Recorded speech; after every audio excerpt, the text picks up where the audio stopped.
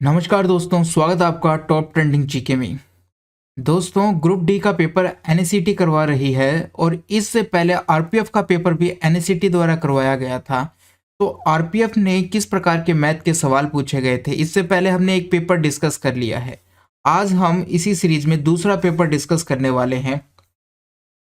तो देखो यहाँ पर वीडियो कंटिन्यू करें उससे पहले मैं आपको बता दूं दोस्तों, स्पेशल यदि आप ग्रुप डी और एनटीपीसी सीबीडी 2 एग्जाम की तैयारी कर रहे हो तो अपनी तैयारी को परखने के लिए, सही डायरेक्शन देने के लिए, टाइम मैनेजमेंट हो गया, इन सभी के लिए स्मार्ट वर्क के तौर पर आपको एक मॉक टेस्ट डेली जरूर लगाना है, क्योंकि अभी एग्जाम बहुत ज़्यादा नज़दीक है। और टेक्स्ट बुक आपके लिए एट द एनिवर्सरी पर एक स्पेशल ऑफर लेकर आ रहे हैं, जिसमें आपको 12 मंथ की बजाय 14 मंथ की वैलिडिटी मिलेगी। और इसमें यदि आप टीटीजी के कूपन कोड यूज करेंगे तो एक्स्ट्रा 60 रुपये का और डिस्काउंट मिलने वाला है।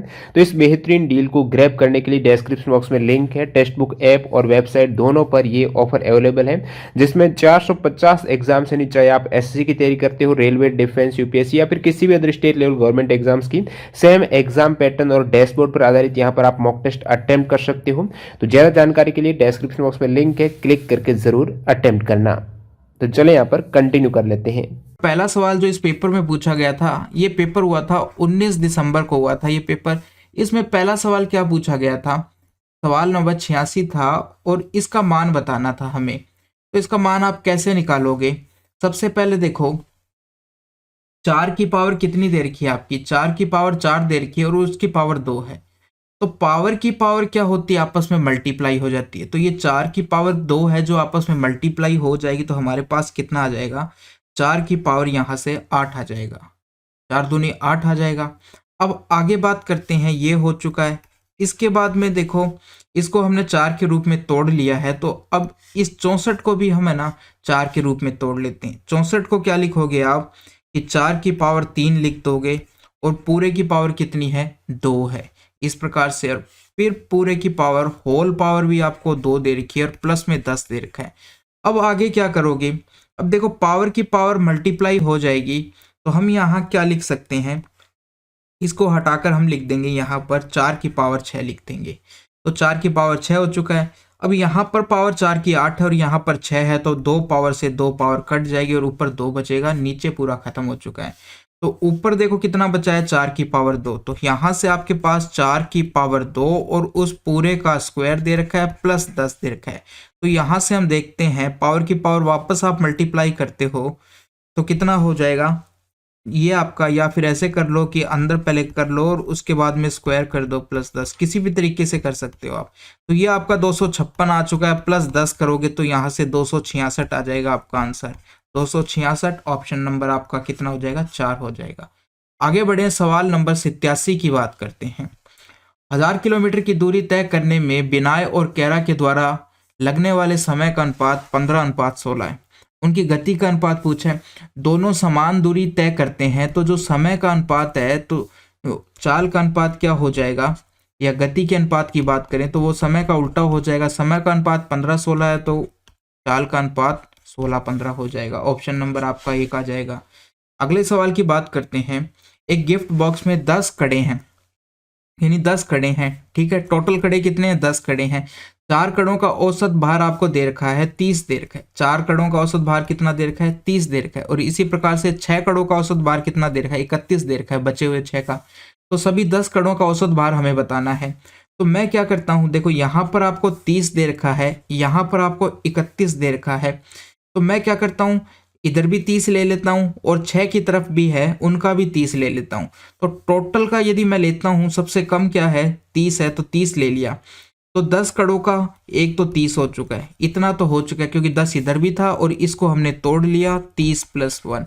तो सब में 30 हमने ले लिया, कि यानी कि औसत 30 तो होगा ही। अब बाकी कितना इनके पास बचा है? 1 बचा है। कितनों के पास? प्रत्येक 6 के पास 1-1 बचा है। तो टोटल कितना हो गया? 6 हो गया। इस 6 को अब यदि कुल का औसत निकालना है तो इस पूरे में डिवाइड करना पड़ेगा, 10 लोगों में डिवाइड करना पड़ेगा। तो आप 6 को यदि 10 में डिवाइड करते हो तो प्रत्येक के पांति कितना कितना आता है? 0.6 आता है। तो हम 0.6 और बढ़ा देंगे तो इतना हो जाएगा 30.6 kg या ग्राम हो जाएगा प्रत्येक का भार। प्रत्येक का भार कितना हो जाएगा, या औसत कह दो 10 का इतना आ जाएगा। इस प्रकार से आगे सवाल नंबर 89 की बात करते हैं। इसमें लास्ट के अंदर कितने शून्य आते हैं ये बताना है हमें। तो क्या करोगे आप, आपको देखो 76 दे रखा है, तो इसमें 2 और 5 का देखना है। तो 2 तो हर सम संख्या में 2 आएगा, तो 2 की तो जरूरत नहीं है क्योंकि फैक्टोरियल है ये।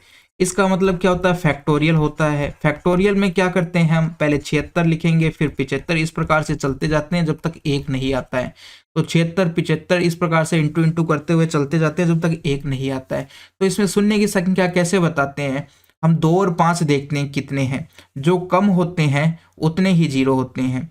तो देखो 2 तो हर सम संख्या में आएगा, 5 देखने के लिए हम क्या करेंगे, पहले आप इसको 5 से डिवाइड करोगे, कितना आ जाएगा आपके पास, 5 से डिवाइड करने पर 5 एकम 5 आ जाएगा, 5 3 5 एकम 5, 5 5 15 आ जाएगा, 5 5 25 आ जाएगा, इतना आ चुका है।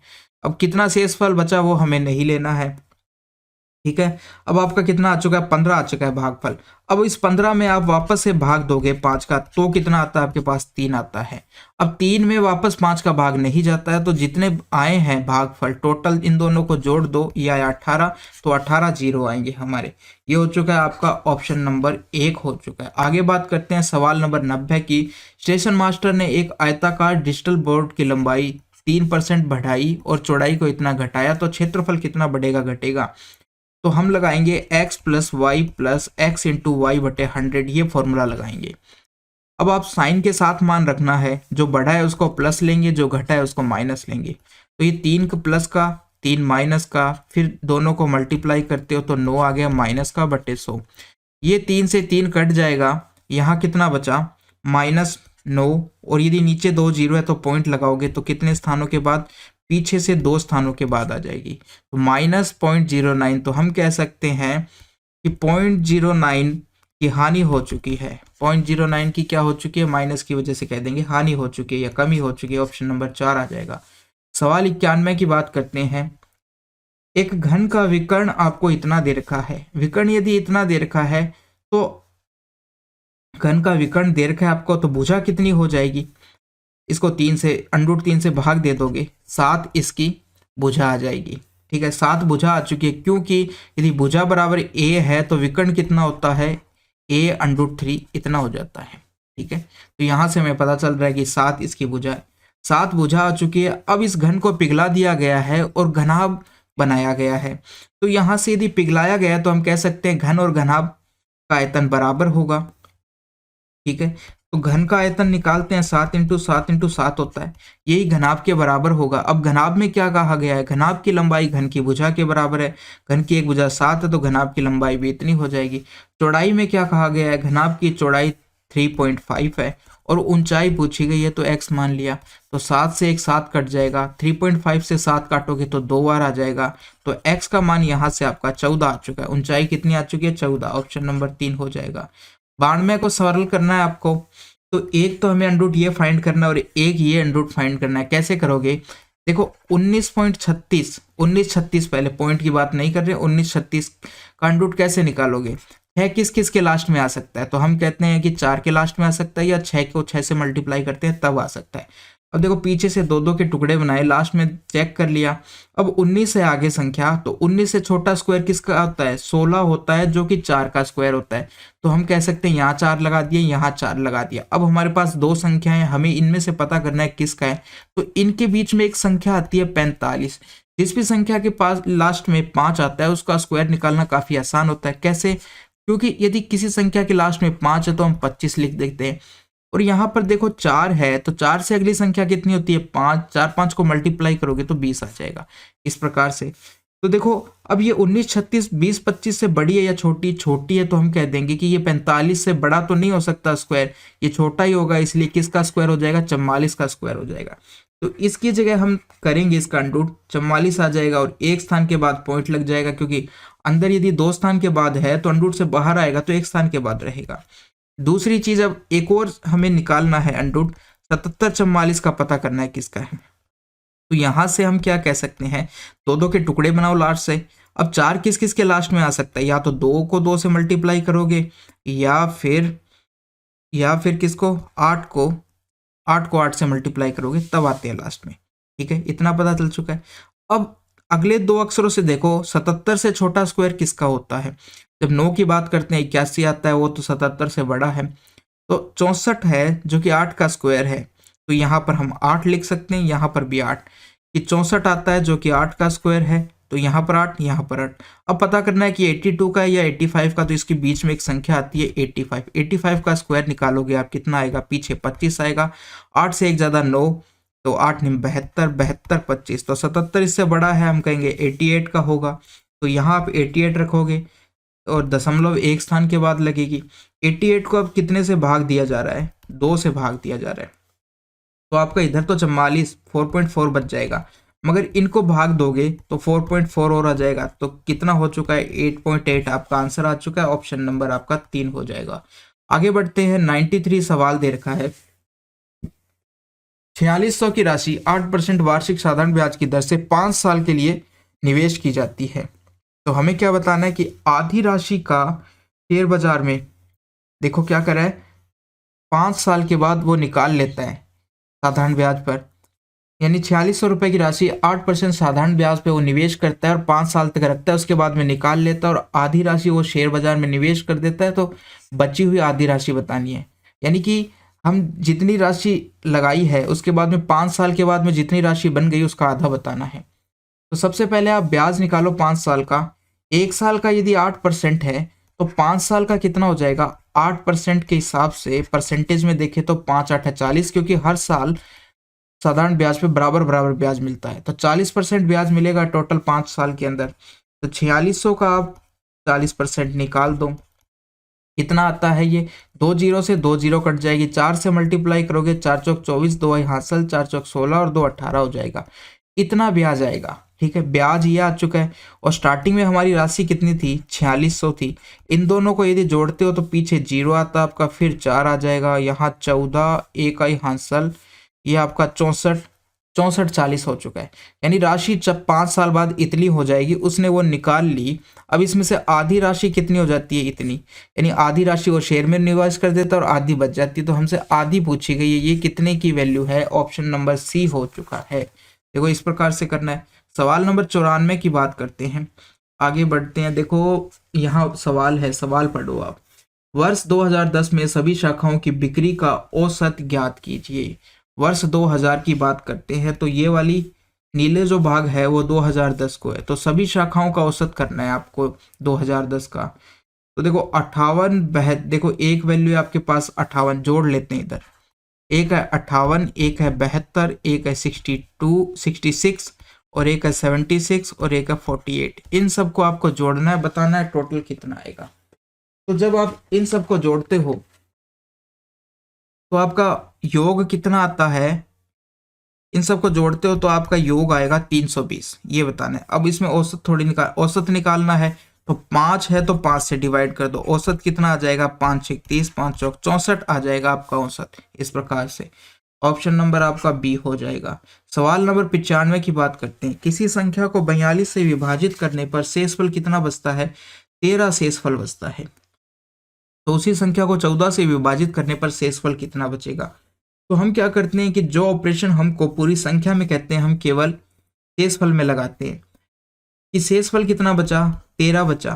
14 से यदि विभाजित करते हो तो 14 का भाग 13 में नहीं जाता है, इसलिए हम कह देंगे 13 ही शेषफल बचेगा। कितना बचेगा शेषफल, 13 ही शेषफल बचेगा। इस प्रकार से कह देते हैं। ठीक है, अब देखो यदि आपको पूरा करना हो तो आप कैसे करोगे, वो भी हम कर देते हैं कि देखो ये क्या हो जाएगा, y, यदि y में 42 का यदि आप भाग देते हो तो हम इसको किस प्रकार से लिख सकते हैं, 42x + 13, इस प्रकार से लिख सकते हैं। अब इसके अंदर यदि आप 14 का भाग देते हो तो देखो 42 में तो पूरा पूरा चला जाता है, तो हम 3x कह सकते हैं। बाकी इसमें नहीं जाता है 13 बटे, तो नहीं जाता है, तो वही हमारा शेषफल बच चुका है। कितना बच चुका है, 13 बच चुका है। तो इस प्रकार से हो चुका है। सवाल नंबर 96 की बात करते हैं। एक बॉक्स में रखें 95 नोटबुक्स का औसत भार कितना दे रखा है, यानी 95 नोटबुक्स का औसत भार प्रत्येक का कितना है, 9.5 kg दे रखा है। अब एक बुक और इसके अंदर रख दी जाती है तो इनका औसत भार इतना हो जाता है प्रत्येक का। तो एक नई बुक रखी गई जिससे इन 95 का औसत भार कितना हो चुका है, 9.5 kg हो चुका है। साथ में एक और रखिए, उसका औसत भार भी बराबर है, क्योंकि औसत में सब का भार बराबर होता है जब हम औसत की बात करते हैं। तो अब एक और नोटबुक रखी तो 96 बुक्स हो चुकी थी। तो 95 तो हमने यहाँ रख दी और एक बुक्स का मान हमने अलग से रख दिया है। इससे क्या होगा, कैलकुलेशन करने में आसानी होगी। देखो पहले 95 बुक्स का औसत भार कितना था, 9.5 था। अब कितना है, 9.6 है। 9.6 लिखना था हमें, अब कितना है, 9.6 है। तो कितना एक का भार ज्यादा हो चुका है, इतना हो चुका है एक का, प्रत्येक में इतना ज्यादा हो चुका है। तो टोटल 95 बुक्स के अंदर टोटल कितना ज्यादा हो जाएगा, इससे मल्टीप्लाई करोगे यानी 9.5 kg ज्यादा हो जाएगा। यानी कि वो जो नई बुक्स आई है उसकी वजह से सब में टोटल कितना भार बढ़ गया, 9.5 बढ़ गया। और बाकी उस खुद का औसत भार भी था, तो इन दोनों को आप जोड़ दोगे तो कितना हो जाएगा, उस बुक्स का भार बराबर आ जाएगा। तो ये आपका 19.1 आ जाएगा, 19.1 kg आ जाएगा। सवाल ऑप्शन नंबर 1 हो जाएगा। आगे बढ़ते सवाल नंबर 97 में, एक बल्ब निर्माता कंपनी ने पाया कि उनके कुल उत्पादन का 11% भाग खराब निकल गया। यदि सही उत्पादन की संख्या इतनी दे रखी है तो खराब उत्पादकों की संख्या बतानी है। देखो टोटल संख्या हम 100 मानते हैं, 11 यदि खराब निकल गई तो सही कितने हैं, 100 में से 11 आप यदि घटाते हो तो आपका 89 आ जाता है। 89 की वैल्यू आपको देखो, 89 सही है और सही की वैल्यू आपको एक्चुअल वैल्यू कितनी दे रखी है, 2047 दे रखी है। जब आप यहां से इसको सॉल्व करोगे, 89 का आप इसमें भाग दोगे तो कितनी बार जाएगा, देखो 8 तीय तो आ जाता है 24, तो 3 बार तो जाएगा नहीं। तो 89 को आप 2 से मल्टीप्लाई करोगे, 2 दूनी 18, इकाई हासिल 16 और 1 17, 178। तो सबसे पहले कितनी बार भाग जाएगा, यानी 18 इकाई हासिल 16 और 1 17, 78 हो चुका है, 178 बार जाएगा। भाग देख के देखना पड़ेगा। देखो 178 बार गया, इसके बाद में कितना बचा, 6 बचा, यहाँ पर 2 आया तो 2 बचा और अब इतना आ चुका है। अब कितनी बार जाएगा, 8 तीय 24, 8 चौक 32, यानी 3 बार जाएगा। तो ये भाग आपका पूरा पूरा चला जाएगा, भाग दे के देखना, 2 बार जाएगा फिर 3 बार। तो एक की वैल्यू हमारे पास 3 आ चुकी है। अब आपसे पूछा गया खराब बल्बों की संख्या कितने अनुपात थी, 11 अनुपात। तो एक की वैल्यू आप ना 23 से मल्टीप्लाई कर दो 11 को, तो आपके पास खराब बल्ब की संख्या आ जाएगी 253, 253 आ जाएगी। ऑप्शन नंबर कितना हो जाएगा, सी हो जाएगा। इसके बाद में बात करते हैं सवाल नंबर 98 की। दोनों वर्षों में कंपनी की शाखाएं C1, C3 और C5 की एक साथ कुल बिक्री ज्ञात कीजिए। तो C1 शाखा, इन दोनों का मान आपको जोड़ना है, C3 इन दोनों का मान जोड़ना है और इनका जोड़ के और कुल टोटल आपस में जोड़ के बताना है। जब आप इन दोनों को 58 प्लस 68 जोड़ोगे तो आपका मान आ जाएगा 126 मान आएगा। इन दोनों को यदि आप जोड़ते हो तो 138 आता है और इन दोनों को जोड़ोगे तो आपका 121 आता है। बाद में आप इन तीनों को भी आपस में जोड़ोगे तो आपका 385 मान आ जाता है, 385 आता है। तो यही योग हमसे पूछा गया है, कुल बिक्री ज्ञात कीजिए। तो यह पूछा गया है हमसे, तो ये किसके बराबर आ चुकी है, ऑप्शन नंबर 4 के बराबर आ चुकी है। सवाल नंबर 99 की बात करते हैं। एक व्यक्ति समबाहु त्रिभुज के मैदान पर 20 किलोमीटर प्रति घंटा, 24 किलोमीटर प्रति घंटा, 30 किलोमीटर प्रति घंटा की गति से यात्रा करता है। यात्रा की औसत गति हमें बतानी है। ठीक है, तो त्रिभुज की बात करिए, किसकी, समबाहु त्रिभुज। कहने का मतलब समबाहु त्रिभुज ही क्यों लिया, क्योंकि उसकी तीनों भुजाएं बराबर होती है। तो वो यहाँ से हमें, जिसने एक सवाल बनाया है, एग्जामिनर ये बताना चाहता है कि समबाहु त्रिभुज का यूज करके ये बताना चाहता है कि तीनों दूरियां क्या है, बराबर है। अब आपके पास देखो चाल दे रखी है, 3 चाल का यदि हमें औसत चाल निकालनी होती है तो हम किस प्रकार से निकालते हैं। कभी आपको फॉर्मूले का ध्यान मत रखना, वो थोड़ा मुश्किल पड़ेगा। आप ये यहाँ पर चाल लिख दो तीनों की, फिर यहाँ पर आप दूरी लिखो और यहाँ पर आप समय लिख दो, इस प्रकार से समय लिख दो। अब आप तीनों का जो एलसीएम लोगे वो आपकी प्रत्येक दूरी आ जाएगी। तीनों का एलसीएम लोगे 120, ठीक है, ये आपकी दूरी आ चुकी है। अब आप 20 का भाग 120 में दोगे, 6 बार जाएगा, ये आपका समय आ चुका है पहला। 24 का भाग दोगे 5 बार जाएगा और इसी प्रकार से ये 4 आ जाएगा। तो आपकी प्रत्येक दूरी कितनी आ चुकी है, 120 आ चुकी है। तीनों दूरियां बराबर है। तो अब हमें औसत में क्या चाहिए होता है, सबसे पहले तो होता है टोटल दूरी और टोटल समय, ये दो चीजें चाहिए होती है, टोटल समय और चाहिए होता है। ठीक है, टोटल समय। तो टोटल दूरी कितनी आ चुकी है, एक दूरी 120 है, टोटल 3 दूरियां हैं तो 360 आ जाएगी। टोटल समय की बात करते हैं, 6, 5 और इनको जोड़ोगे आप 15 आ जाएगा। तो यहाँ से आप यदि औसत चाल निकालते हो तो कितना आ जाएगा, दोनों को डिवाइड करते हो 360/15, तो 15 यदि डिवाइड करते हो तो 2 और 4 24 आ जाएगा। कितना आ चुका है, 24। ऑप्शन नंबर कितना हो जाएगा, 2। तो जब भी आप औसत की बात करते हो आप सबसे पहले ये निकालने की कोशिश कीजिए टोटल दूरी और टोटल समय। ये ध्यान रखिए कि औसत चाल क्या होती है, टोटल दूरी बटे टोटल समय। यदि ये ध्यान होगा तो आप बहुत अच्छे से कर पाओगे। सवाल नंबर 110 की बात करते हैं। 110 क्या 100 नंबर सवाल की बात करते हैं। एक दुकान पर एक उत्पाद को इतने रुपए में बेचने पर उस पर इतने % का लाभ होता है, तो लागत से आधा मूल्य बताना है। सबसे पहले हम लागत बताएंगे और उसके बाद में उसको आधा कर देंगे तो हमारा आंसर आ जाएगा। अब देखो 12.5 का मान कितना होता है, भिन्न के अंदर यदि आप देखते हो तो 1/8 होता है। तो ये निकालते कैसे है, तो आप है ना इसको 100 से यदि डिवाइड करते हो तो आपका ये मान आ जाएगा। यहाँ से पॉइंट हटाओगे नीचे, फिर आप 25 से यदि इसको काटोगे तो ये 5 बार जाएगा, ये आपका 25 से 40 बार जाएगा और काटोगे तो 1/8 आ जाएगा। इस प्रकार से निकालते हैं। यानी 12.5% का भिन्न में मान हो चुका है 1/8। इसका मतलब क्या है, यदि वस्तु का क्रय मूल्य 8 रुपए था तो उस पर 1 रुपए बढ़ गया है। ठीक है, कितने का लाभ हुआ है, 1 का लाभ। 8 पर कितने का, 1 का लाभ। तो हम कहेंगे 8 पे कितने का लाभ हुआ है, 1 का लाभ हुआ है। और अब विक्रय मूल्य कितना हो गया है, 9 पे। यानी 8 की वस्तु थी, 1 का लाभ कमाकर उसने 9 में बेच दिया है उसको। अब जितने में बेचा था यानी 9 की वैल्यू आपको दे रखी है 819 दे रखी है। तो यहाँ से आप 1 की वैल्यू निकाल सकते हो। 9 और 1 91 आ चुका है। यदि 1 की वैल्यू निकाल सकते हो तो फिर आप किसी की भी निकाल सकते हो। यदि 8 की निकालनी है, क्रय मूल्य निकाल रहे हैं, क्रय मूल्य कितना 8 अनुपात है, इसको आप 91 से मल्टीप्लाई कर दो कि 1 की वैल्यू आ चुकी है तो हम किसी की भी निकाल सकते हैं। तो 8 आ चुका है, ये 72 आ चुका है। अब आपके पास क्रय मूल्य देखो कितना आ चुका है, 728 आ चुका है। और हमसे क्या पूछा गया है, क्रय मूल्य का आधा मूल्य पूछा गया है, किसके बराबर होगा। तो आप इसको आधा कर दो, आधा करोगे तो कितना आ जाएगा, 700 का आधा 350 और 28 का 14 होता है, तो हम कहेंगे 364 हो चुका है। ऑप्शन नंबर आपका कितना हो जाएगा, 4 हो जाएगा। सवाल नंबर 101 की बात करते हैं। वर्त की त्रिज्या को 6 गुना करने पर इसकी परिधि इसकी पूर्व की परिधि से कितना गुना बढ़ जाती है। देखो ये रेडियस हो गई, परिधि की बात करते हैं तो 2πr होता है और क्षेत्रफल की बात करते हैं तो πr² होता है। तो यहाँ r की घात 1 है, परिधि में भी r की घात 1 होती है, क्षेत्रफल में r की घात 2 होती है। तो यदि r की घात 1 तो ये 6 गुना है, तो परिधि भी हम कहेंगे कि 6 गुना बढ़ेगी, क्योंकि बाकी तो सारा कांस्टेंट है। इसी प्रकार यहाँ पर भी कांस्टेंट है, क्योंकि यहाँ पर पावर 1 है तो यहाँ पर पावर 1, और क्षेत्रफल कितना हो जाएगा, 36 गुना बढ़ेगा। 6 की पावर 2 यानी कि 36 गुना बढ़ जाएगा। तो त्रिज्या दे रखी थी, क्षेत्रफल पूछता तो हम कहते हैं 36 गुना बढ़ेगा, परिधि 6 गुना बढ़ेगी। ऑप्शन नंबर आपका सी हो जाएगा। इस प्रकार से सवाल नंबर 102 की बात करते हैं।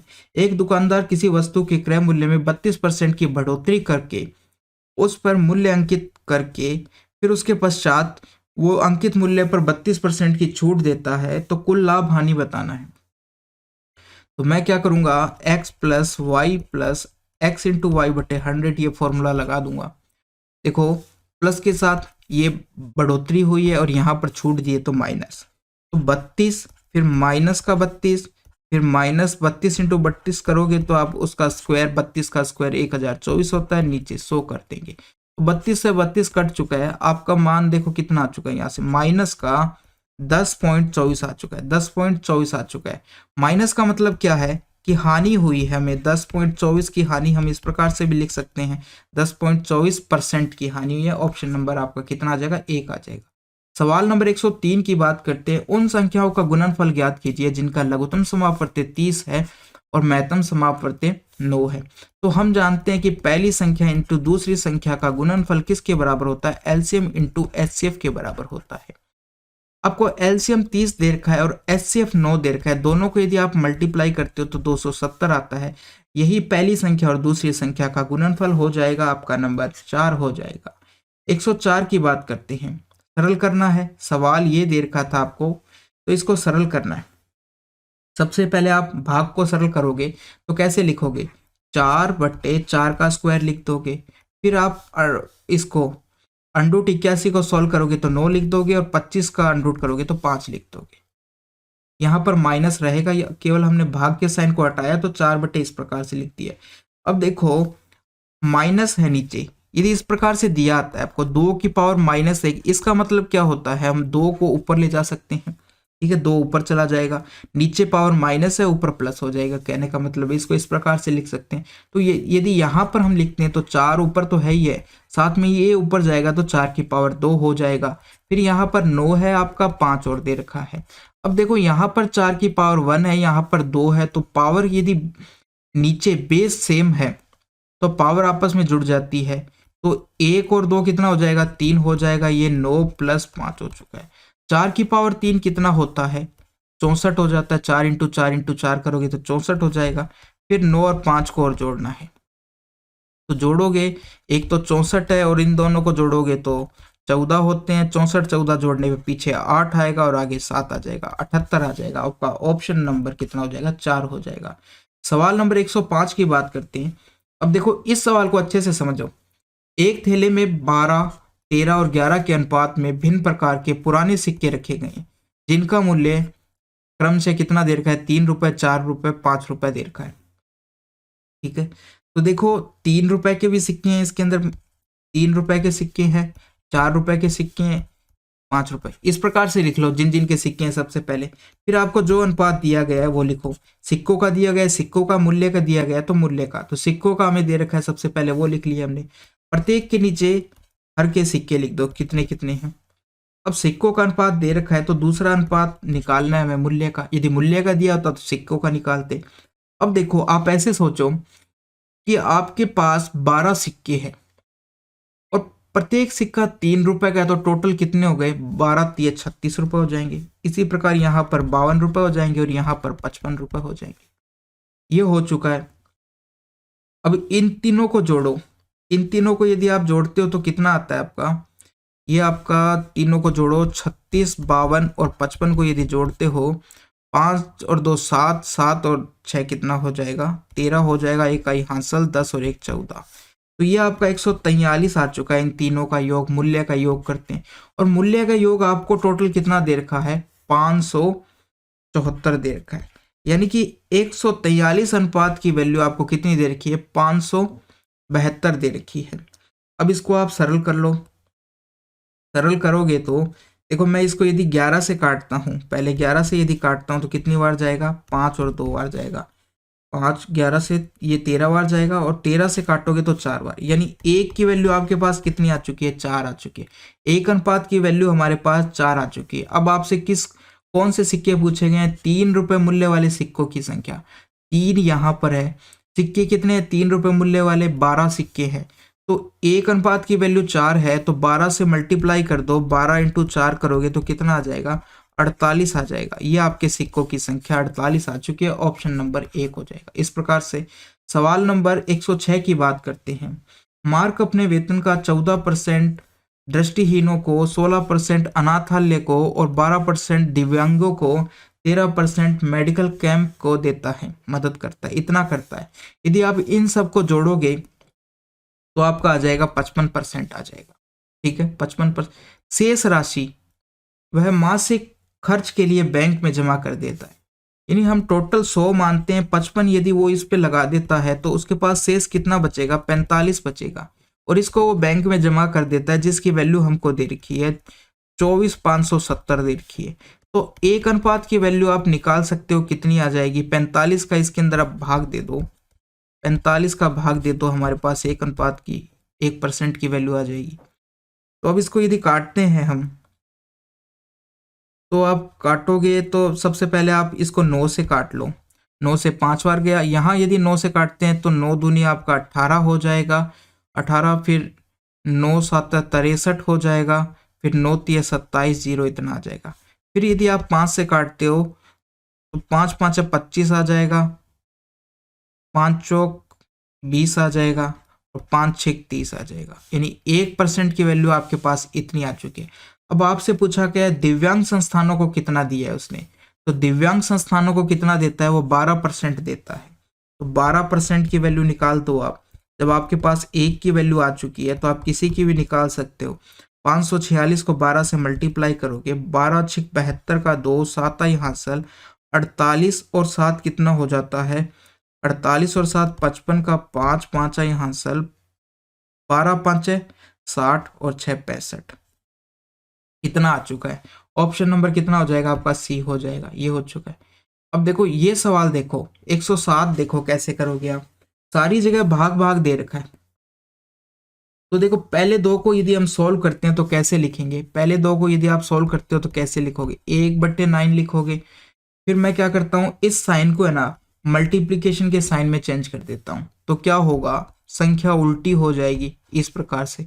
और बाकी सारे अभी वैसे के वैसे, बाकी सारे कितने हैं? 3 9 और है, तो ये सारे अभी वैसे के वैसे। इसको, इन दो को सॉल्व किया, इनके बीच में भाग का साइन था, इसको उल्टा कर दिया। अब देखो इसी प्रकार से यदि आप बाकियों को भी सॉल्व करते हो, प्रत्येक भाग के साइन को सॉल्व करते हो, तो ये सारी संख्याएं उल्टी हो जाएगी। तो सारी संख्याएं इस प्रकार से उल्टी हो जाएगी। हो गई है। अब देखो क्या कट रहा है, 9 से 1 9 कट गया, बाकी 3 9 ऊपर बच गए, नीचे कुछ भी नहीं बचा, ऊपर 3 9 बच गए। तो हम कह देंगे इन तीनों को आपस में मल्टीप्लाई करोगे तो 729 आ जाएगा। ऑप्शन नंबर आपका 1 आ जाएगा। सवाल नंबर 108 की बात करते हैं। द्रविड़ 350 गिफ्ट, द्रविड़ 350 गिफ्ट 4 बच्चों में बांटते हैं। पहले बच्चे के हिस्से में आए गिफ्ट दूसरे बच्चे के हिस्से में आए गिफ्ट के 2 गुने हैं। तीसरे बच्चे के हिस्से में आए गिफ्ट का 3 गुना और चौथे बच्चे के हिस्से में आए गिफ्ट का 4 गुना है। तो सभी की संख्या बराबर है, तो पहले बच्चे के हिस्से में कितने गिफ्ट आए? देखो क्या कह रहा है वो, कि टोटल 350 है, 4 बच्चों के बीच में बांटने। पहले बच्चे को दूसरे बच्चे से कितना अधिक मिला है? दुगना। यानी पहले बच्चे को दूसरे बच्चे के रिस्पेक्ट में देखें तो दुगना मिला है। यदि तीसरे बच्चे के रिस्पेक्ट में देखें तो पहले बच्चे को कहा गया है कितना मिलता है? तीसरे बच्चे के हिस्से के आए गिफ्ट का 3 गुना। तो तीसरे बच्चे से पहले बच्चे को 3 गुना मिला है, और चौथे बच्चे के रिस्पेक्ट में देखें तो इसको 4 गुना मिला है। ऐसे दिया गया है, इन तीनों का अनुपात दे रखा है। अब ये 3 अलग अलग अनुपात दिए गए हैं, हमें इनको एक अनुपात में बदलना है। तो आप क्या करो, इन तीनों का एलसीएम ले लो। इन तीनों का एलसीएम कितना आ जाएगा? 12 आ जाएगा। ठीक है, तो मैंने मान लिया इसको 12 मिले हैं, तो यदि इसको 12 मिले तो इसको कितने मिले हैं? आधे मिले। यदि 2 मिले तो 1 मिला, आधा मिला है। तो 12 का आधा कितना होता है? 6। अब आप इसको यदि 3 से भाग देते हो, दूसरा वाले का निकाल रहे, यदि 3 से देते हो तो कितना आएगा? 4 आ जाएगा। यानी कि इसको 4 मिले हैं तो इसको 3 गुना 12 हो गए। इसी प्रकार से 4 दोगे तो यहाँ 3 आ जाएगा। तो ये हमने इनको एक अनुपात में व्यक्त कर लिया। तीनों अलग अलग अनुपात दिए थे, तो इस प्रकार से व्यक्त कर लिया। अब इनके बीच में 350 गिफ्ट बांटे गए हैं इस रेशियो के अंदर। सबको जोड़ोगे आप तो कितना आ चुका है? सबको यदि जोड़ते हैं तो ये आपका 12 और 3 जोड़ोगे तो 15 हो जाएगा। ये 10 हो गए हैं। 15 और 10 25 हो जाएंगे। 25 हो चुके हैं। अब आपको 25 हो चुके हैं। 25 की वैल्यू, टोटल गिफ्ट की वैल्यू आपको दे रखी है 350 दे रखी है। एक की वैल्यू निकालनी है, 25 का भाग दोगे, सबसे पहले एक बार जाएगा, फिर यहाँ बचा 1 और 100, ये 4 बार चला जाएगा। तो एक की वैल्यू कितनी आ चुकी है? 14 आ चुकी है। और पहले बच्चे को कितने मिले हैं? 12 अनुपात मिले। तो 12 अनुपात की वैल्यू यदि आप निकालते हो तो 14 इंटू 12 कर दोगे, ये कितना आएगा? 13 का स्क्वायर माइनस 1, 13 का स्क्वायर 169, उसमें से एक घटाया 168 मिलेंगे। ऑप्शन नंबर आपका कितना आ जाएगा? 1 आ जाएगा। इस प्रकार से सवाल नंबर 109 की बात करते हैं। 480 मोबाइल किसी कक्षा के छात्रों को बराबर बराबर संख्या में कितने तरीकों से बांटे जा सकते हैं? आपको क्या करना है, सबसे पहले 480 के गुणनखंड निकालने, अभाज्य गुणनखंड। तो 2 से भाग दिया 240, फिर 2 से भाग दिया तो आ गया 120, फिर 2 से आप भाग दोगे तो 60 आ जाएगा, फिर 2 से दोगे तो 30 आ जाएगा, फिर 2 से दोगे तो 15 आ जाएगा, फिर 3 से दोगे क्योंकि 2 से जा नहीं रहा है, फिर 5 बचेगा और 5 से दोगे तो ये आ जाएगा। अब देखो 2 कितनी बार है? 3 और 2 5 बार। 2 आपका 5 बार है, 3 1 बार है और 5 1 बार है। अब इनकी जितनी भी पावर है उनसे एक एक बढ़ाकर हम इनको आपस में मल्टीप्लाई करेंगे। 2 की पावर 5 है, एक ज़्यादा करोगे तो कितना हो जाएगा? 5 + 1। इसी प्रकार से 3 की पावर 1 बढ़ाओगे तो 1 + 1 हो जाएगा। और इसी प्रकार से 5 की पावर 1 है, उसको भी 1 जोड़ के, यानी प्रत्येक की पावर 1 1 बढ़ानी है और उनको आपस में मल्टीप्लाई करना है। ये आपका 6 आ चुका है, ये 2 आ चुका है, ये 2 आ चुका है। आपस में मल्टीप्लाई करोगे 4 6 24 हो जाएगा। यानी 24 तरीकों से बांटा जा सकता है। ऑप्शन नंबर 4 हो जाएगा। सवाल नंबर 110 की बात करते हैं। चक्रवृद्धि ब्याज पर कोई राशि 3 वर्षों में अपने आप की दोगुनी हो जाती है, तो कितनी गुनी होती है उसको सबसे पहले लिख दो आप। ठीक है, दोगुनी होती है। कितने वर्षों में? हम कहेंगे 3 वर्ष में हो जाती है। ठीक है, तो 2 की पावर n कितने वर्षों में हो जाती है? आप कहते हो 3 इंटू n वर्ष में, इस प्रकार से। अब देखो आपको कितनी गुनी करनी है? 16 गुनी करनी है, यानी इसका मान आपको 16 दे रखा है। ठीक है, 16 दे रखा है, तो इसको आप 2 की पावर में तोड़ोगे, 2 की पावर 4 आ चुका है। तो देखो यहां से यदि हम मैच करते हैं तो n की वैल्यू कितनी आई? 4 आ चुकी है। तो आप 3 को n की जगह वैल्यू रख दो 4, तो 3 इंटू 4 वर्षों में हो जाएगी। 3 इंटू 4 यानी कि 12 वर्ष के अंदर कितनी गुनी हो जाएगी? 16 गुनी हो जाएगी। 16 गुनी हो जाएगी कितने वर्षों में? 12 वर्षों में। ऑप्शन नंबर ए हो जाएगा। सवाल नंबर 111 की बात करते हैं। एक सहायक परियोजना में अंग्रेजी कंपनी में 505 पुरुष और 505 महिलाएं कार्यरत है। सभी कर्मचारियों का औसत उत्पादन 55 कॉल प्रतिदिन है। पुरुष का भी 55 कॉल प्रतिदिन है, तो महिला का भी इतना ही हो जाएगा, क्योंकि कुल 55 है और पुरुष का 55 है, तो महिलाओं का भी 55 आएगा। ठीक है, तो ये आपका ऑप्शन नंबर 1 आ जाएगा। सवाल नंबर 112 की बात करते हैं। कर्मी अपनी सामान्य गति की 6/7 चाल से गति से चलकर एक निश्चित दूरी तय करती है और उसे सामान्य लगने वाले समय से 14 मिनट अधिक लगता है।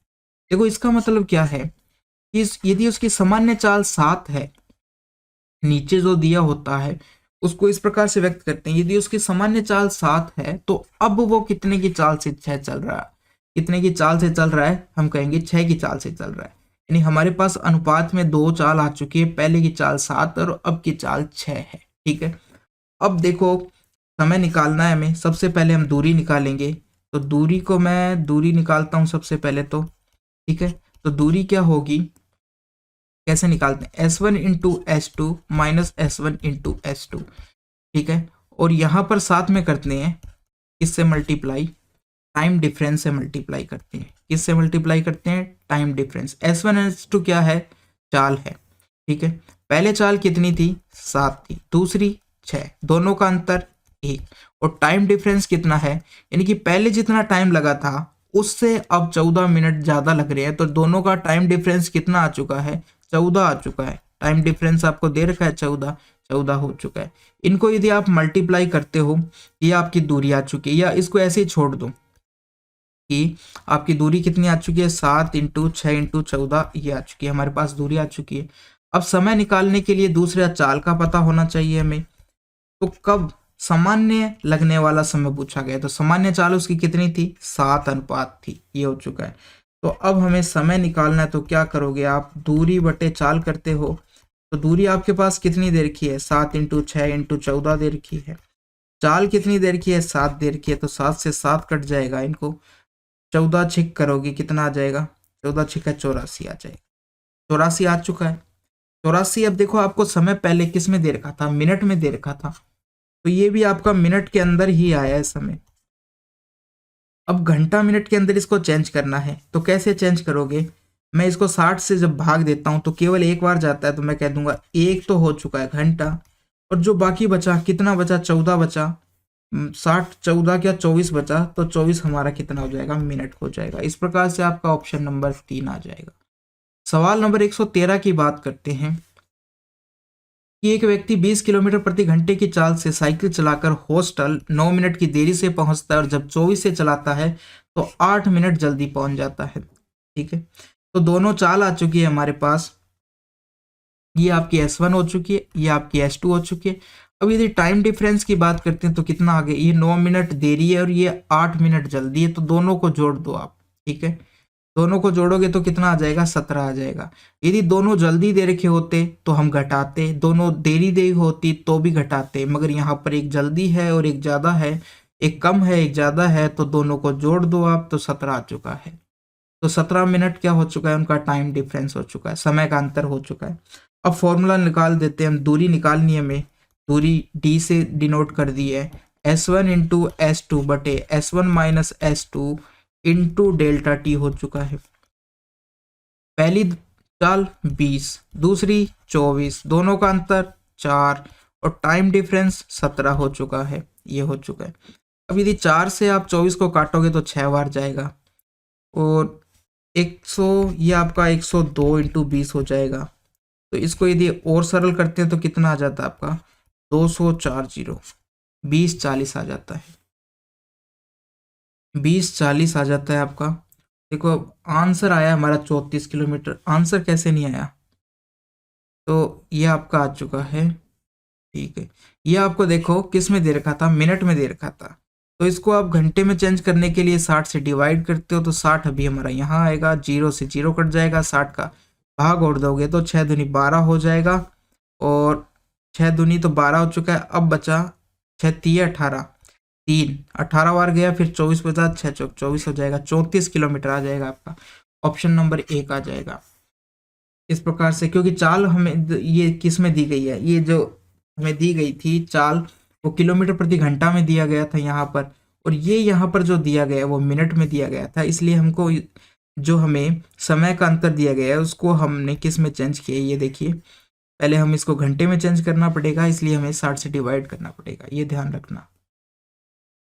सवाल नंबर 114 की बात करते हैं। सैम, साई और श्री के वेतन का अनुपात आपको दे रखा है, ठीक है। श्री और सेम का, यानी लास्ट वाला श्री है और पहला वाला सेम है, इन दोनों का अंतर कितना दिख रहा है आपको, 4 दे रखा है, और 4 की वैल्यू आपको 320 दे रखी है। तो यहाँ से आप यदि निकालते हो तो 1 की वैल्यू कितनी आ जाएगी आपके पास, 320/4 करोगे, ये आपके पास आ जाएगा 4 8 है 80 आ चुका है। 1 की वैल्यू कितनी आ चुकी है, 80 आ चुका है। अब आपसे 9 की वैल्यू पूछी गई है, यानी साई का वेतन कितना है, 9 है, 9 की वैल्यू पूछी गई है, तो 9 को आप 80 से मल्टीप्लाई कर दो, कितना हो जाएगा, ये आपका 720 आ जाएगा। ऑप्शन नंबर 4 हो जाएगा। सवाल नंबर 115 की बात करते हैं। शाखा C2 की दोनों वर्षों की कुल बिक्री और C4 की दोनों वर्षों की कुल बिक्री का अनुपात पूछा है। C2 यानी 72 और 84, इन दोनों को जोड़ना है आपको, और C4 की बात करते हैं 84 और 76, इन दोनों को आपको जोड़ना है, ये वाले और ये वाले इन दोनों को जोड़ना है। तो यदि आप इनको जोड़ते हो, ये आपका कितना आ जाएगा, देखो 72 और 88 है यहाँ पर, तो ये आपका 160 आ जाएगा, और इनको भी जोड़ोगे तो 160 आ जाएगा। तो कितना अनुपात आ जाएगा, दोनों का अनुपात 160/160, तो 1:1 आ जाएगा, इस प्रकार से आ जाएगा। तो ये आपका ऑप्शन नंबर 4 हो जाएगा। इसके बाद में सवाल नंबर 116 की बात करते हैं। किसी वस्तु को 1520 रुपए में बेचने पर उसी वस्तु को 879 रुपए में बेचने पर प्राप्त हानि से 11% अधिक लाभ प्राप्त होता है। देखो 1512 में एक वस्तु को बेचा गया, या फिर इतने में बेचा गया, इतने में बेचते हैं तो क्या होता है, हानि होती है। जब 879 में और 1512 में बेचते हैं तो लाभ होता है, यानी कि वस्तु का मूल्य इनके बीच में हुआ होगा तभी ऐसा है, ठीक है। यानी एक्स से इतने ज्यादा में बेचता है तो लाभ होता है, और इतने ज्यादा में बेचता है तो हानि होता है। अब देखो आपको हानि क्या दे रखी है, 11% अधिक, किसका, लाभ का। लाभ हुआ है जब कब होता है, जब आप अधिक पे बेचते हो। एक्स आपका क्रय मूल्य, क्रय से आप ज्यादा पे बेचोगे तो लाभ होगा। यदि मैं लाभ को 100 मान लेता हूं तो लाभ से कितना अधिक, 11 अधिक, तो मैं कह दूंगा 111। 100 में 11 जोड़ा, 111 मेरे को क्या हुई है, हानि हुई है। ये हो गया कि हानि क्या है, लाभ की 11% अधिक है, तो लाभ हमने यदि 100 माना तो हानि हमारी 111 हो गई है। अब देखो इन दोनों को यदि मैं जोड़ता हूं तो मेरे पास ये आ जाएगा, कितना आ जाएगा, 211 आ चुका है। ये किसके बराबर होगा कि लाभ प्लस हानि, इन दोनों को यदि आप घटा लेते हो तो इन दोनों के बराबर मिल जाएगा आपको। यदि इनको घटाते हो तो आपके पास 633 आ जाएगा। तो हम कह देंगे कि 633 किसकी वैल्यू है, 211 अनुपात की वैल्यू। हमें ये पता चल चुका है कि 211 अनुपात की वैल्यू आपके पास 633 एक्चुअल वैल्यू आ चुकी है। मैंने क्या किया, 1512 में से 879 घटाया तो मेरा 633 आ चुका है, और यहाँ पर इन दोनों को जोड़ा तो 211 आ चुका है, ठीक है, ये आ चुका है।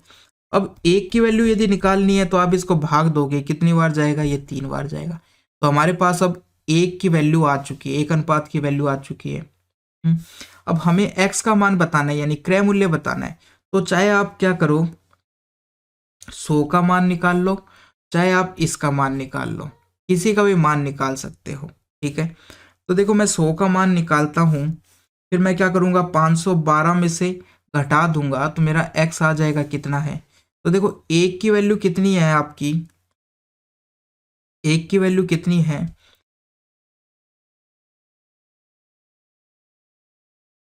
देखो सवाल में गलती हो चुकी है। अब देखो मुझे क्या करना था, इसने क्या कहा, बेचने पर 879 रुपये बेचने पर हानि से 11% अधिक लाभ हुआ है, यानी हानि को हमें 100 मानना पड़ेगा और लाभ इससे 11% अधिक हुआ है। इस प्रकार से है, लाभ क्या है, 11% अधिक हुआ है।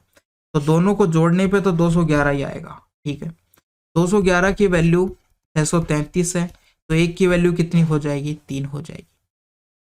अब देखो मैं क्या करता हूँ, 100 अनुपात की वैल्यू निकाल लेता हूँ। 100 अनुपात की वैल्यू निकालता हूँ तो कितना आ जाता है, 300 आ जाता है, यानी इसकी वैल्यू 300 आ गई। अब देखो 879 में बेचता है और 100 की जो हानि हुई थी उसकी वैल्यू हमारे पास आ चुकी है, वो यदि हम जोड़ दें इसमें तो हमारे पास x का मान आ जाएगा। हम कहते हैं कि 879 में तो उसने बेचा था और 300 रुपए की उसने हानि खाई, इन दोनों को जोड़ोगे तो इतना आ गया, ये आपका लाभ आ चुका है। लाभ से देखो क्रय मूल्य x था, x से कुछ कम किया, हानि खाई उसने 300 रुपए की, तो 879 में बेच दिया। तो क्रय मूल्य निकालने के लिए क्या करोगे आप, हानि के अंदर विक्रय मूल्य जोड़ दिए या विक्रय मूल्य में हानि जोड़ दिए, तो इस प्रकार से कर लोगे। ये आपका सवाल नंबर 16 हो चुका है। सवाल नंबर 17 की बात करें, 342 मीटर लंबे पुल को पार करने में ट्रेन कितना समय लेती है, 57 सेकंड का समय लेती है। और एक साइन बोर्ड को पार करने में ट्रेन कितना समय लेती है, 19 का समय लेती है। अब आपको दो चीजें ध्यान रखना है, जब भी ट्रेन पोल को पार करती है तो हम कहेंगे ट्रेन अपने आप को पार करती है, और जब हम कहते हैं कि पुल या स्टेशन को पार करती है तो हम कहेंगे कि ट्रेन पुल प्लस अपने आप को पार करती है। ठीक है, तो ट्रेन की लंबाई को यदि मैं x मान लूं तो यहाँ पुल पे क्या लगाऊंगा, जब पुल की बात आती है 342 प्लस x, इसको पार कर रही है 57 सेकंड में, यानी पुल प्लस ट्रेन खुद की लंबाई को पार कर रही है। यदि पोल की बात करते हैं तो अपने आप को यानी x को पार कर रही है, कितने सेकंड में, 19 सेकंड में। अब आप इसको थोड़ा सा सॉल्व कर लो, 19 से 57 3 बार कट जाता है। अब देखो ये 342 प्लस x है और इसको करोगे तो 3x आ जाएगा। सॉल्व करेंगे तो 2x बराबर 342 आ जाएगा। x का मान यदि निकालते हो तो 171, तो x का मान हमारे पास आ चुका है 171 आ चुका है। ट्रेन की लंबाई 171 आ चुकी है। ऑप्शन नंबर आपका कितना हो जाएगा, टी हो जाएगा। सवाल नंबर 118 की बात करते हैं। 2 वर्षों के लिए समान दर पर निवेश की गई समान राशि पर चक्रवृद्धि ब्याज और साधारण ब्याज की राशियों का अंतर दे रखा है आपको, ठीक है? और ब्याज की दर आपको 4% दे रखी है। यही चक्रवृद्धि ब्याज और साधारण ब्याज का 2 साल का अंतर हमें दे रखा है कितना, 32। तो फॉर्मूला क्या होता है, अंतर बराबर मूलधन P माना R बटे 100 का होल स्क्वायर होता है। ये आप जानते हैं 2 साल के अंतर का फॉर्मूला। अब आपको देखो यहाँ पर 32 दे रखा है, मूलधन हमसे पूछा गया है वो राशि, और R का मान 4 दे रखा है बटे 100 होल स्क्वायर, ये हो चुका है। अब मैं यदि इसको इधर लेके जाता हूँ, 32 इंटू 100 बटे 4, इस प्रकार से और लिख देता हूँ 100 बटे 4, क्योंकि 2 बार है, ऐसे हो जाएगा। 4 से आप 32 को काट दोगे 8 बार, 4 से 100 को काट दोगे 25 बार, तो P का मान हमारे पास कितना आ जाएगा, 25 8 है 200 और पीछे 2 जीरो और लगा दोगे तो ये आ चुकी है हमारे पास वो निवेशित राशि, कितनी आ चुकी है, 20,000 आ चुकी है। ऑप्शन नंबर आपका सी हो जाएगा। सवाल नंबर 119 की बात करते हैं। दिनेश फ्रेंच में 80 में से 68 लाता है, अंग्रेजी में 100 में से 78 लाता है, स्पेनिश की बात करें तो 70 में से 48 लाता है, और जापानी में इतने लाता है 50 में से 28। तो पूछा है कि उसके अंकों का कुल प्रतिशत पूछा गया है। तो सबसे पहले तो देखो आप क्या करो, पूर्णांक जोड़ लो। पूर्णांक कौन कौन से, एक 80 है, एक 100 है, एक 70 है, एक 50 है, ये है। इन सब को यदि मैं जोड़ता हूं तो मेरा 300 आता है। अब उसने 80 में से 68 लाया, 100 में से 78 लाया, यहाँ पर 48 लाया 70 में से, और 50 में से 28। तो उसके द्वारा लाए गए अंकों को यदि हम जोड़ते हैं तो कितना आएगा, आप जोड़ोगे जब 222 आएगा। अब आपसे यही पूछा गया है कि जो उसके 222 आए हैं वो 300 का कितना है, तो इतना है। परसेंटेज में निकालने हैं तो 100 से मल्टीप्लाई कर दो, 00 से 00 काट दी। 3 का यदि आप भाग दोगे, 3 7 21 और 3 चौक 12, यानी 74% है। ऑप्शन नंबर आपका सी हो जाएगा। सवाल नंबर 120 की बात करते हैं। कांच के एक वर्गाकार टुकड़े का क्षेत्रफल इतना दे रखा है आपको, जो कि एक मेज के ऊपर रखा हुआ है। कांच के टुकड़े और मेज के एक किनारे के बीच की चौड़ाई 5 सेंटीमीटर, तो मेज की आपको लंबाई बतानी है। देखो मेज इस प्रकार से होती है, देखो मैं थोड़ा समझाने की कोशिश करता हूँ आपको। मेज इस प्रकार से होती है। अब क्या होता है कि चारों मेर तो लकड़ी की बॉर्डर होती है और बीच के अंदर क्या लगा रहता है, कांच लगा रहता है, कांच लगा रहता है, ठीक है। इस प्रकार से मेज होती है, आ रहा है समझ में, ठीक। और नीचे 4 टांगे होती है, इस प्रकार से 4 टांगे होती है। एक टांग हमें दिखाई नहीं देती है, इस साइड होती है, कांच के अंदर से तो दिख जाएगी फिर भी। ये हो चुकी है, बीच में कांच लगा हुआ है। तो वो क्या कह रहा है कि जो बीच में कांच लगा हुआ है उसका क्षेत्रफल आपको दे दिया है 484 है और वर्गाकार टुकड़ा है, ठीक है। यानी वर्ग का क्षेत्रफल दे रखा है हमें। यदि वर्ग का क्षेत्रफल क्या होता है, ए स्क्वायर होता है, जिसकी वैल्यू आपको इतनी दे रखी है। तो भुजा कितनी हो जाएगी वर्ग की, आप इसका अंडरूट लोगे तो 22 का होता है ये। तो हमारे पास जो अंदर कांच लगा हुआ है, मैं अब उसको इस प्रकार से बना देता हूँ एक बार, ऊपर वाले भाग को इस प्रकार से बना दिया है। यानी कांच की लंबाई कितनी है, 22 आ चुकी है। अब हमसे पूछा मेज की लंबाई, वो कह रहा है कि किनारे के बीच की चौड़ाई 5 है, यानी कि इतनी जो दूरी है इधर और इधर, ये सेम कितनी है, 5 है। कितनी है, 5 है। ये भी कितनी है, 5 है। तो पूरी लंबाई कितनी हो गई है, क्योंकि मेज तो वर्गाकार है, चाहे इधर बात कर लो चाहे इधर बात कर लो। तो मेज पूरी कितनी हो गई है, 22 + 5 + 5, 22 + 5 + 5। ऐसा करते हो तो कितना आ जाएगा आपका, ये आपका 32 आ जाएगा। यानी कि उसकी लंबाई या चौड़ाई प्रत्येक कितनी हो चुकी है, 32 हो चुकी है। तो दोस्तों यहाँ पर आज का जो हमारा पेपर है ये कंप्लीट हो चुका है। एनएससीटी द्वारा आरपीएफ में दिए गए सवाल आपको कैसे लगे, आप कमेंट में जरूर बताना। इसी प्रकार के सवाल शायद तक हो सकता है कि ग्रुप डी में भी पूछे जाए। और यदि आपको कोई चीज़ समझ में नहीं आई है तो कमेंट कर सकते हो आप। दोस्तों सपोर्ट ज़रूर कीजिए और मिलते हैं इसी एक और पेपर के साथ। थैंक यू दोस्तों।